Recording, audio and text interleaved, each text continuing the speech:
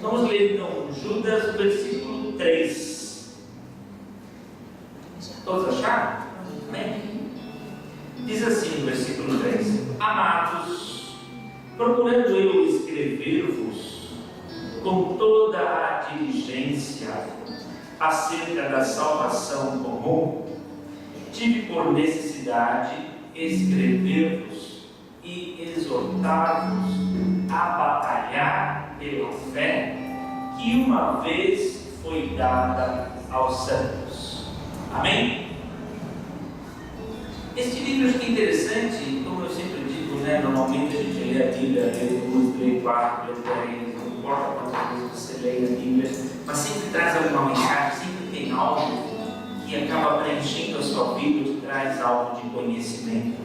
E parece que quando você lê, muito interessante, são 25 versículos, então, sei lá quantas vezes eu li esses 25 versículos para identificar melhor como trazia a palavra. E parece que cada vez que eu li, eu passava uma vez, algo acrescentava, lia 2, algo acrescentava. E uma das coisas que eu achei bastante importante, o primeiro versículo, ele já se coloca numa postura que muitas vezes nós esquecemos de como nos colocar. Ele já inicia o versículo dizendo assim: Judas, ele mesmo, quem possivelmente tenha escrito este livro, diz assim: Judas, servo do Senhor Jesus Cristo. Isso realmente me faz pensar e refletir quantas vezes que nós realmente nos colocamos como servo do Senhor. Porque parece que muitas vezes a situação, nós invertemos a situação e nós colocamos o Senhor Jesus como sendo alguém que está lá toda hora para que eu fique pedindo as coisas e que Ele venha nos atender. Sim, a palavra do Senhor diz que pedir e dar-se-vos-á, mas o pedir e dar-se-vos-á, antes de chegar a este ponto, aquilo que é mais importante é de nós nos colocarmos perante o Senhor como um servo. O que é ser um servo? Ser um servo é ser alguém obediente. Ser um servo é ser alguém que vai escutar as ordens do seu mestre ou do seu chefe, no caso aqui é o Senhor Deus, que é algo muito mais importante do que um chefe, do que um mestre, do que um professor. É você se colocar perante a presença dele, escutar aquilo que ele tem para dizer a tua vida. Mas você pode dizer: mas eu fico orando, mas eu não escuto o Senhor falar: fulano, eu sou o Senhor teu Deus Todo-Poderoso. Assim como muitas vezes nós lemos na palavra do Senhor, quando o Senhor trazia algo aos profetas, ou quando o Senhor falava a Moisés, por exemplo. Mas o que nós temos que crer e temos que ter isso em nossa vida, que o ser servo é interpretar aquilo que a palavra do Senhor tem, porque a palavra do Senhor é a voz dele. E é por isso que nós estamos aqui. Porque se não fosse pela palavra dele, pela voz dele, nós temos que organizar pessoas para escrever a Bíblia, é que ali está instituído, está escrito que Jesus é Filho de Deus, ele veio por causa dos nossos pecados, para que pudéssemos ter a oportunidade, através do sangue dele, de sermos lavados e remidos, para que viéssemos chegar à salvação. Portanto, a primeira coisa que ele coloca aqui nesse livro é: eu, Judas, servo. Portanto, tem que ser eu, Douglas, servo, eu, Felipe, servo, eu, Bruninho, servo, o servo do Senhor. E ele coloca a posterior isso no sentido de aqueles que são chamados. Nós fomos chamados pelo Senhor, porque o Senhor escolheu a cada um de nós que estamos aqui essa noite. A cada um de nós. E o Senhor nos escolheu por um propósito. O propósito, porque na verdade Ele já tinha desenhado cada um de nós antes mesmo de nós nascermos. O Senhor desenhou com todo cuidado cada um de nós. E por isso Ele nos escolheu e fomos chamados e hoje estamos aqui.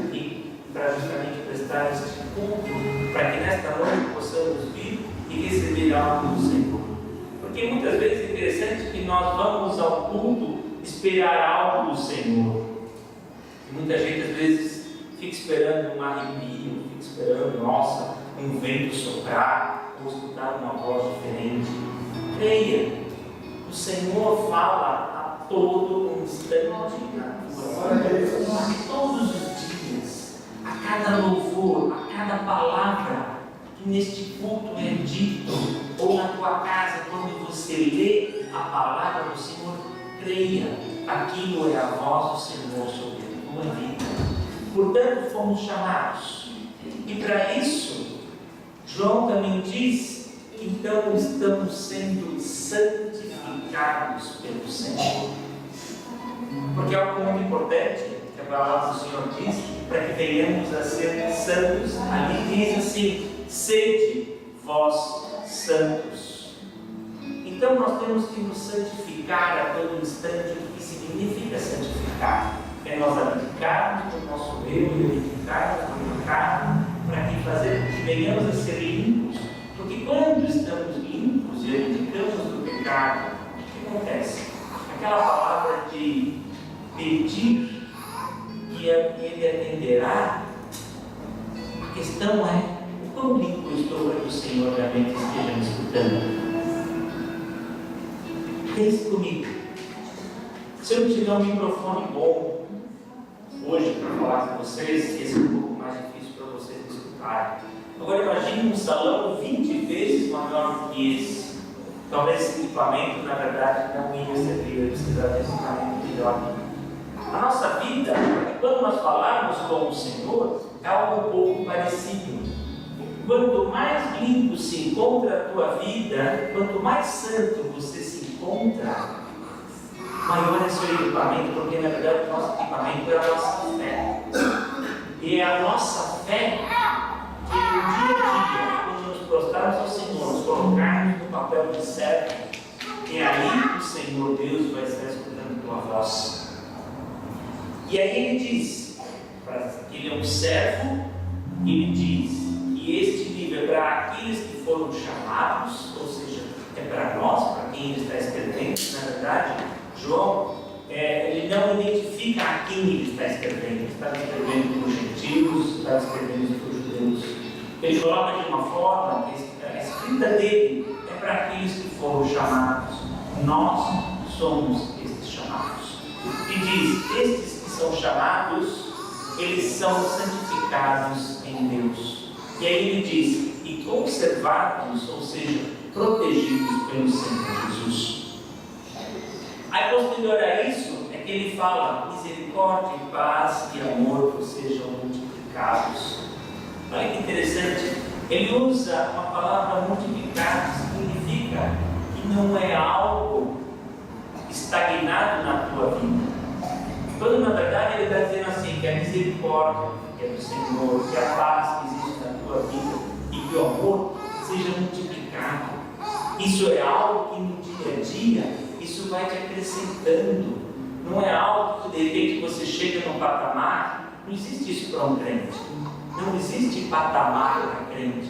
Não existe, olha, pronto, cheguei aqui, agora eu posso parar. Na verdade, o patamar do crente, ele não existe, porque o patamar do crente seria chegar à estatura de Cristo.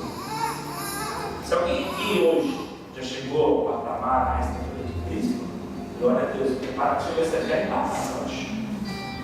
Mas o nosso buscar e o nosso orar, o nosso ir a Deus, colocar nossas vozes, colocar o nosso corpo, o nosso pensamento, o nosso coração, isso é no dia a dia, de uma forma que é um esforço próprio.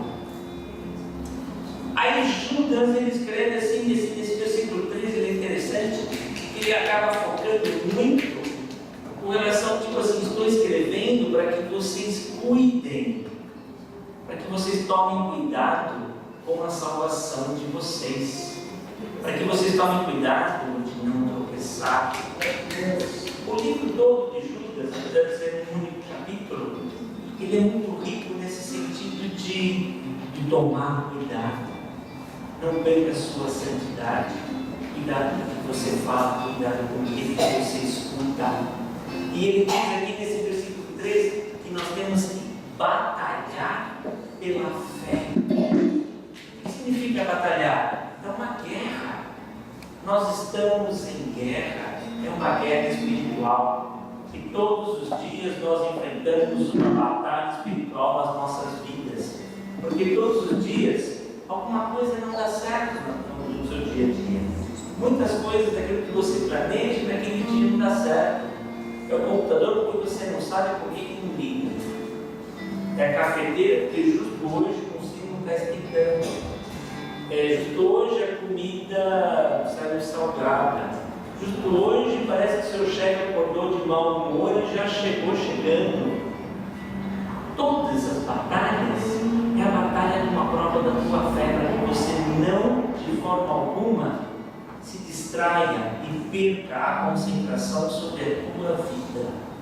Para que você não venha se distrair no seu dia a dia e não permitir que o inimigo consiga tirar você do eixo, para que você não venha desviar o teu caminho. Então, o quanto é importante de você ser firme e batalhar pela tua fé, para que na verdade você não venha cair.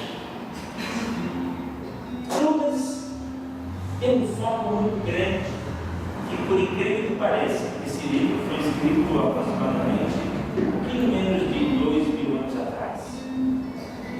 Mais ou menos, alguns historiadores acreditam que foi no ano de 65, 66, 67. E aqui ele já estava dizendo algo que acontecia naquela época que a gente vê nos dias de hoje. Ele diz assim: cuidado com os falsos profetas, com os falsos pregadores, porque estes buscam glória em si próprio. Há 2000 anos atrás ele escreveu isso. E o que normalmente nós vemos hoje em dia? Aqui ele diz que estes são aqueles que dividem a igreja. Quando você começa a dividir a igreja do Senhor, não o templo em si. Quando você começa a dividir o que? A interpretação da palavra do Senhor, você começa a fazer o quê? Você começa a negar aquilo que está escrito. Imagine hoje quantas pessoas que de repente, por algum motivo, saem da igreja e acham que aquilo está errado e montam uma igreja dele do jeito dele. Quanto isso tem ocorrido? E o quanto, na verdade, estes falsos profetas, falsos pastores, falsos missionários, quanto, na verdade, eles acabam levando essas pessoas junto com ele. Portanto, aqui fala para que nós temos que tomar cuidado com aquilo que nós seguimos e a quem nós seguimos. Quem que nós temos ouvido? Eu brinco muito com o pastor Márcio, que é a amada Bispa Eliane. Tem um pastor que eu conheci há alguns anos atrás. É um pastor que tem uma oratória fora do comum. Então eu brinco para ele, assim, se ele vier aqui hoje, e é brincadeira, né? Só para entender o quanto ele é extremamente influenciador. Se ele vier aqui hoje e prega sobre Buda, acho que 90% levanta a mão, nossa, eu aceito esse Buda, eu não sei quem é. Não estou julgando ele, mas tem situações que eu presenciei e são questões que não se encontram na palavra. Então temos que tomar cuidado com aquilo que muitas vezes nós ouvimos e parece ser suave, e parece ser bonito, e às vezes, nossa, se encaixa com as minhas ideias. Olha, faz sentido com mais ou menos aquilo que eu penso, eu acho que é assim. Porque aquilo que você pensa tem que ser exatamente aquilo que se encontra na palavra do Senhor. Porque a partir do momento que você pensa alguma coisa que não está de acordo, ou se alguém diz algo para você, desafie. Se alguém que você crê que seja uma pessoa crente e diz algo para você, desafie na questão aonde se encontra isso. Que livro, que passagem, para que a gente não venha a estar à mercê de pessoas que na verdade querem para si vangloriar ou para se crescer. Quantas igrejas já abriram, já fecharam, porque o pastor subiu, foi, começou a fazer as coisas erradas, de repente a igreja foi, fechou, muita gente fica perdida. Aí Ari fica revoltado com Deus, que não tinha absolutamente nada disso. Porque a tua vida vai ser cobrada por cada um de vocês. Os ensinamentos que estão dados aqui, eu sempre falo isso, os ensinamentos que estão dados aqui, é muito perigoso de absorver, porque na verdade nós vamos ser cobrados. Por isso que nós temos que nos atentar àquilo que é dito aqui, para que eu possa absorver e fazer com que aquilo seja o meu dia a dia. Porque é isso que nós queremos ter na palavra do Senhor. Da mesma forma, olha só que interessante, todo sobre Político e Judas. Uma certa passagem que ele fala aqui, ele faz uma comparação. Lembra-se, você lembra? Lembre-se de que lá no Egito, o povo de Israel que estava no Egito, 100% do povo do Egito, o povo de Israel que estava no Egito, 100% eles foram livres das mãos dos egípcios e eles atravessaram. Quando eles atravessaram o Mar Vermelho, ali se encontrava 100% de todos os hebreus. Mas o que houve depois? Um pecado que surgiu no meio deles, dentre os homens. Sabe o que Deus fez? Deus os matou. Deus destruiu aqueles homens que ali se encontravam. Então, o que eu quero dizer é, não bastava tão somente ser filho de Abraão, Isaac, Jacó. A promessa é para aquele povo, mas não significa que a partir do momento que você tem uma promessa sobre a tua vida, de repente eu estou aqui na igreja, vamos mudar uma situação. Estou vindo aqui na Pagiel, toda quinta, todo domingo, eu venho programação, perfeito. Mas não significa tão somente esse fator de que na verdade realmente a tua vida está conforme a vontade do Senhor. Porque no meio daquele povo hebreu que foi liberto, escolhido, a mão do Senhor esteve sobre todos, 100% de todos, mas não significa que o Senhor livrou 100% de todos aqueles que ali estavam. Outra coisa que ele fala aqui, faz outra comparação, até de Sodoma e Gomorra. Ele fala, Sodoma e Gomorra se perdeu totalmente, se perdeu no pecado, se perdeu num pecado tão grave, que mesmo assim quando Abraão falou, Senhor, não estou não, se tiver ideias, não sei se os irmãos conhecem essa história, um dia temos que pregar sobre isso. Conclusão, na verdade ele só livrou Ló, que era seu sobrinho, sua esposa Sara e suas 2 filhas. O anjo disse, olha, vocês vão sair daqui e não olhem para trás, porque tamanha deveria ter sido aquilo que o Senhor fez em Sodoma e Gomorra. E da mesma forma, daquilo que o Senhor fez em Sodoma e Gomorra, o Senhor assim fará no juízo final daqueles que na verdade não se apresentarem com suas vestes brancas, com aqueles que na verdade não forem santos, com aqueles que vão dizer assim, eu fui lá e cumpri, eu como servo do Senhor, todos os dias eu batalhei e tentei para me desviar do mal, eu procurei não de forma alguma deixar a palavra do Senhor, todos os dias eu estava lá lendo a palavra do Senhor, estava orando, porque é esse que o Senhor na verdade vai te justificar perante o Pai. Muitas vezes a nossa carne é contaminada, assim da mesma forma como foi em Sodoma e Gomorra. Muitas vezes nós rejeitamos a obediência em relação ao Senhor, às vezes por uma questão de um pequeno prazer, ou às vezes até por causa de um orgulho. Quantas vezes o nosso orgulho nos atrapalha na nossa caminhada com o Senhor? Porque o nosso orgulho, muitas vezes, nós queremos até fazer as mentirinhas para nos mostrar, talvez, às vezes, ser um pouco menor que o outro. Muitas vezes queremos ser um pouco mais do que somos e fazemos mentironas. A gente vê hoje, por exemplo, no Brasil, um exemplo disso. A gente vê o governo extremamente corrupto. Em toda, parece que praticamente sinceramente, não vou dizer 100% porque eu não conheço todos os deputados, vereadores, mas você vê que tudo ali, de uma certa forma, cheira mal, por causa do poder impregnado nas pessoas.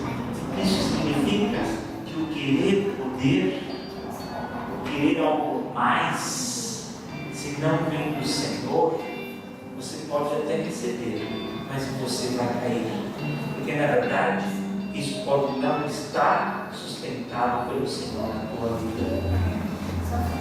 Aqui Judas, ele fala no sentido de, porque muitos falam mal do que não sabem e do que não conhecem. E sabe como é que ele compara as pessoas que falam mal daquilo que não sabem e do que não conhecem? Ele faz uma comparação como se fossem animais irracionais. O sentido disso é, quantas vezes nós julgamos alguém ou julgamos uma situação? E na verdade o nosso cuidado é não julgar. O nosso cuidado tem que ser, na verdade, fazer com que os irmãos não caiam e fazer com que aqueles que não conhecem a Jesus, que venham a conhecer. Para que dessa forma, além de você não cair, o seu galardão por trazer pessoas para Deus, para trazer pessoas na igreja, para trazer pessoas que não têm a mínima noção do que é o Senhor, poderem vir a ser salvos. Ele fala aqui no sentido de muitos são aqueles que ficam murmurando. O que é murmurar? É se queixar, alguém ligar lá no móvel, nossa, se queixando. Você pode perceber, quanto mais a pessoa murmura, normalmente é aquelas pessoas que na verdade não querem fazer nada, que quer receber tudo de graça. Quando Deus fala que o homem devia ter um ganho através do esforço, o seu salário seria então vamos tomar cuidado para entender o fato que vem de graça, que é a famosa vantagem, o ter vantagem. Então cuidado com quem você anda. Aqui ele diz isso, tudo que eu estou dizendo para vocês, eu estou mais ou menos interpretando com aquilo que o livro de Judas diz. No momento qualquer, pega o livro de Judas e lê só 25 versículos. É bem pequenininho, uma leitura bem rápida.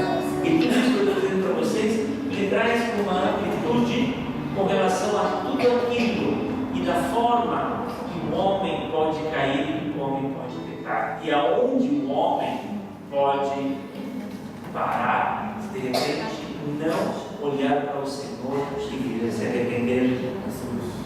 Aqui ele fala em murmuradores, aqueles que ficam se queixando da sua vida. Ele fala que aqueles que mais ou menos que andam conforme a tua cabeça, conforme o teu dia a dia, que ele deixa de levar para o trabalho. Isso para mim é um absurdo. Ele diz que a boca está cheia de palavras mentirosas, as fofocas, aquilo que não agrega, aquilo que não edifica a vida de ninguém. E aí ele fala algo bem interessante, olha só. 2 anos atrás, vou ler da forma que ele escreveu aqui: admirando as pessoas por causa do interesse.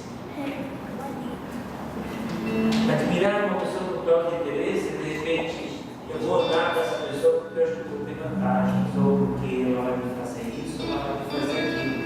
E na verdade, nós temos que tão somente confiar no Senhor, nós não podemos confiar em homem. Não podemos de forma nenhuma deixar nossa mente nos enganar e achar que andar com fulano eu vou ter vantagem, ou porque ele tem uma boa posição na empresa, e ele amanhã depois ele vai pegar. Eu já vi muito de gente que era chamados puxa-sacos. Era puxa-saco, podia até ser um pouco profissional, mas por ser puxa-saco e a sua atitude ser errada, o chefe dele subia na companhia, ele subia também, o outro subia também. Mas quando esse aqui caía no bolso.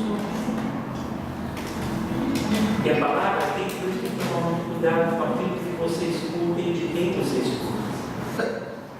Aqui diz que as pessoas, inclusive, causam a divisão, são dominadas pelos seus desejos carnais, porque não têm o Espírito do Senhor. A partir do momento que nós temos o Espírito do Senhor, Nós temos que fazer com que isso seja a nossa vida e não possa existir nada mais importante que isso em nós mesmos.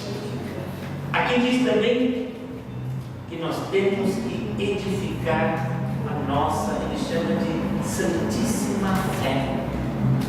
É a palavra que Judas utiliza para mostrar o quanto a nossa fé é importante, porque na verdade é pela graça que nós somos salvos. Mas para que a graça possa vir sobre a nossa vida, o que tem que vir primeiro é a nossa fé, no sentido de repente, eu creio no Senhor, mas não basta crer tão somente, mas é entregar-se para o Senhor todos os dias. O Senhor se entregou como um sacrifício vivo para nós, derramou o sangue dele, e a nossa vida tem que ser como todos os dias, pensando nisso e entendendo quanto foi o amor de Deus sobre nós e o sacrifício que Jesus fez. A nossa vida cristã não pode ser de vir no quinto e no domingo, normalmente eu digo isso. A sua vida cristã tem que ser todos os dias.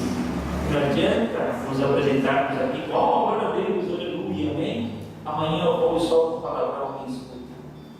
Ou uma atitude, uma cara feia que eu faço com alguém. Isso não vai resolver nada na tua vida.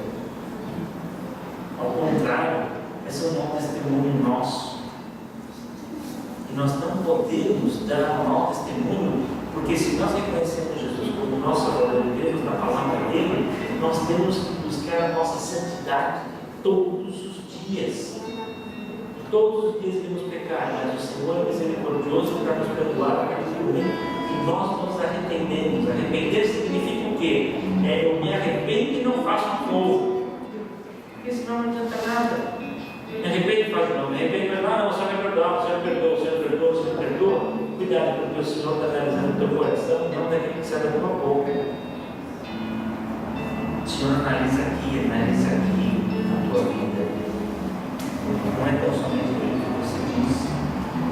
Por isso que outros vão dizer, mas Senhor, expulsei demônios em teu nome, curei enfermos em teu nome, porque era tudo lindo, porque era todo o aspecto externo. Jesus fala, não nos conhece, diz, eu não te conheço, porque aquele que o Senhor Jesus disser que não te conheço, ele não vai apresentar ao Pai, porque a nossa esperança é que venhamos a ser apresentados ao Pai, maculados, que cremos que o Senhor Jesus morreu para que os nossos pecados pudessem ser perdoados. E ele chega perante o Pai e diz, olha, esse daqui eu conheço, esse aqui é o Douglas, esse aqui é o Felipe, esse aqui é o Márcio, esse aqui é o Weber, a Sueli, e assim por diante. Porque o Senhor reconhece nós pelo nosso nome e vai dizer, esse, o meu sangue justificou. É assim que nós temos que nos apresentar, para que o Senhor também consiga todos os dias enxergar e falar, esse aqui é o meu servo amado. Assim talvez como Deus fez com Jesus, jamais vai ser igual, mas que ele possa dizer, esse aqui é meu servo. Assim como Judas colocou aqui logo no começo, Judas, eu servo. Estamos sendo servos do Senhor. Aí ele fala aqui com relação ao testemunho, mas podemos trazer de uma outra forma, para que a gente venha ter pena de alguns. Eu achei fantástico, porque eu passei várias vezes por esse versículo, e esse alguns, na verdade, não me entrou no começo, sabe, que leu alguns e tal. Mas depois algo assim me tocou um pouco mais e me fez me lembrar da parábola do semeador. A parábola do semeador, para quem não lembra, só assim, eu vi um pouquinho, quando Jesus fala da parábola do semeador, ele foi jogando as sementes, joga primeiro as sementes no chão, os passarinhos comem, depois joga a semente no lugar, aí tem uns espinheiros, aí tudo vai sufocar e joga. É mais ou menos assim. A questão, quando ele fala assim, tenham pena de alguns, para tomar cuidado onde você, com quem você está investindo, em quem você investe. Porque nós temos que lembrar que quem salva é o Senhor. A nossa obrigação é jogar a semente, é falar do Senhor Jesus. transpirar Jesus na tua vida, é você fazer com que as tuas atitudes sejam atitudes como um espelho da palavra do Senhor. E aqui ele diz: tirando essas pessoas da morte eterna. Por incrível que pareça, aqui ele coloca um peso em cada um de nossas vidas. Por isso que existe um ir de pregar, e na verdade o que ele está fazendo aqui? Vai evangelizar. Temos que evangelizar para justamente ocorrer isso. Salvem, ajudem as pessoas. Aqui está escrito isso no versículo 23.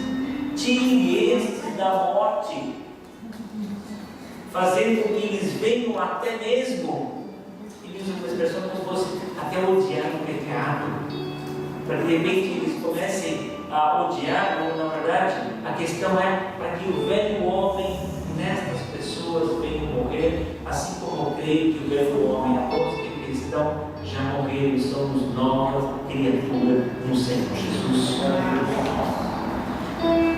O Senhor é poderoso para nos guardar e não deixar passar. Precisamos nos apresentar a Ele irrepreensíveis, ou seja, puros, não permitir que as nossas vestes venham se manchar pelo pecado, para que todos os dias as suas vestes sejam branquinhas e claras, e suas vestes só branquinhas e claras, quando você clamar ao Senhor, para que venham te perdoar, para que realmente venhamos a entender do nosso coração, mas algo profundo do nosso coração, para que todos os dias haja um revestimento da cor de Deus. E eu, para terminar a palavra, o versículo 25, que diz assim: ao único Deus sábio, Salvador nosso, seja glória e majestade, domínio e poder, agora e para todo sempre. Amém? Então que o Senhor realmente venha trazer para nós o entendimento da vontade dEle, para que realmente venhamos a ter o discernimento, para que o Espírito Santo toque em nossas vidas e diga: vá por aqui ou não vá por ali. Aqui no texto também fala, um dia também, para você ter essa explicação, fala sobre Balaão. Tem uma história bem interessante.